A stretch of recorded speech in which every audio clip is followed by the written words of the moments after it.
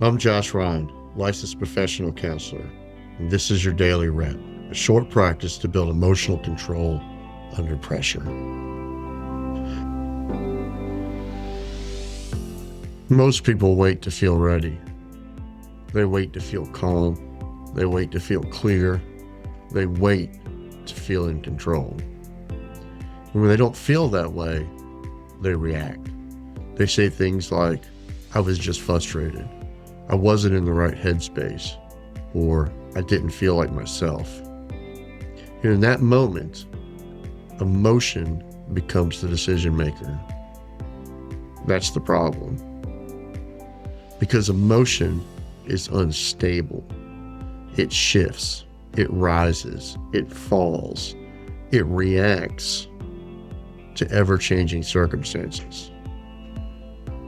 And if your behavior is tied to how you feel, your behavior will be inconsistent. That's why discipline matters. Because discipline is not based on how you feel. It's based on what you decided and what you repeat. Discipline creates stability, where emotion creates fluctuation. That's the difference. Emotion says, respond right now. Discipline says, pause. Emotion says, defend yourself. Discipline says, listen first. Emotion says, match their energy.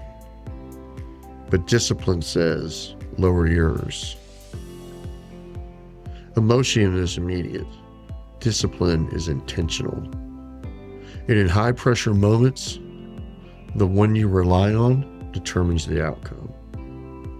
Most people trust emotion. They believe that if they feel something, it must be valid. They believe that if they feel it, they should somehow express it. They believe that if they feel it, it must mean something.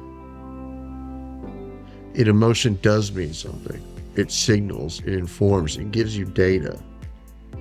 But it is not instruction. See, that's the shift. Emotion is information, not direction. Discipline is what turns information into action. Without discipline, emotion drives behavior. With discipline, emotion gets processed, but behavior stays controlled, and that's the goal. Not to eliminate the emotion, but to lead it. Now here's where this matters the most. In the moments where you feel don't feel like doing anything, when you don't feel like pausing, when you don't feel like listening, when you don't feel like regulating your tone, that's when discipline shows up. Because discipline doesn't ask, what do I feel like doing? It asks, what have I trained myself to do? That's the difference between reacting and responding. Reactive people follow feeling. Disciplined people follow training. And training creates consistency. So let's break this down. Think about the last time you were frustrated. Your instinct was to respond quickly, to push back, maybe to correct or defend. That's emotion. Now imagine the same moment, but instead of reacting, you pause. You slow down, you choose your tone. That's discipline. Same emotion, different response. That's control. Now here's the key. You don't build discipline in the big moments. You build it in the small ones. Because the small moments are where repetition happens. And repetition builds patterns.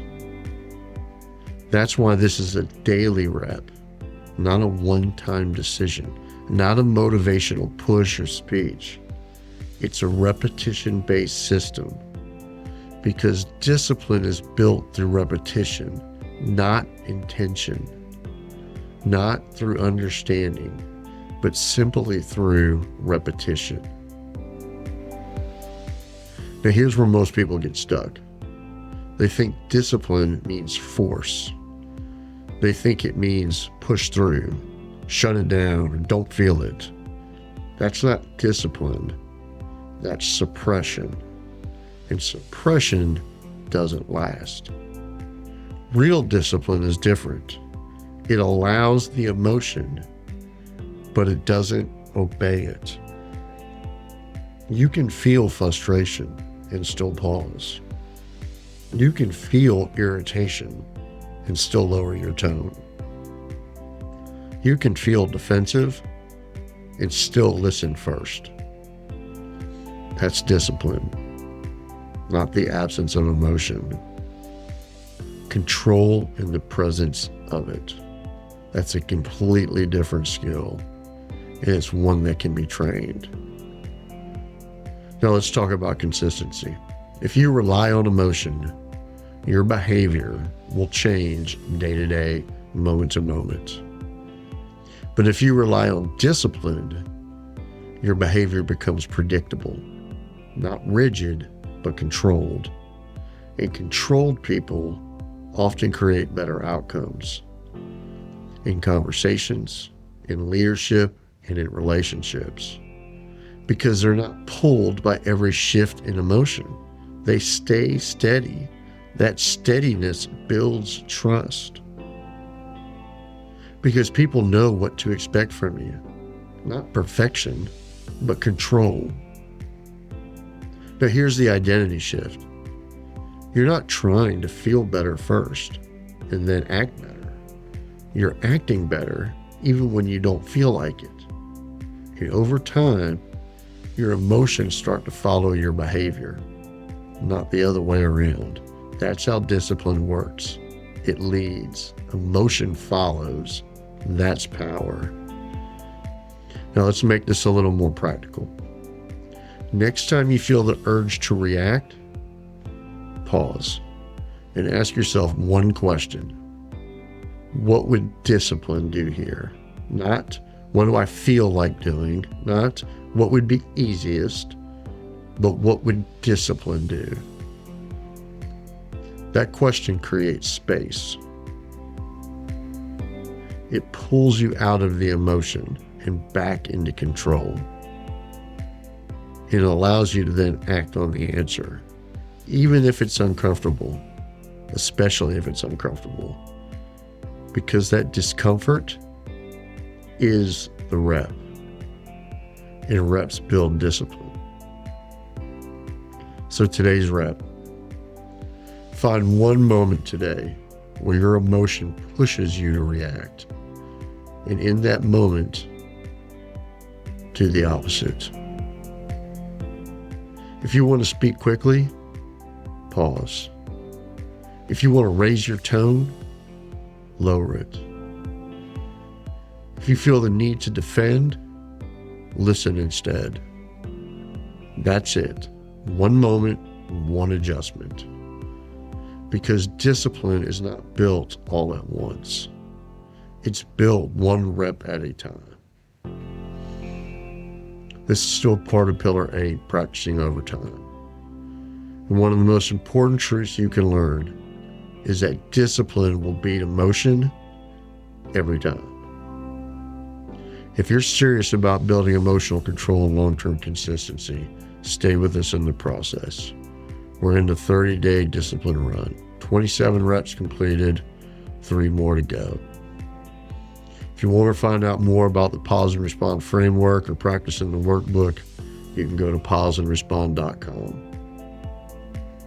Make sure you follow the show, like it, so you don't miss the next rep. Because tomorrow, we build on this again. We'll talk about how small reps create big control over time. Less reaction, more choice.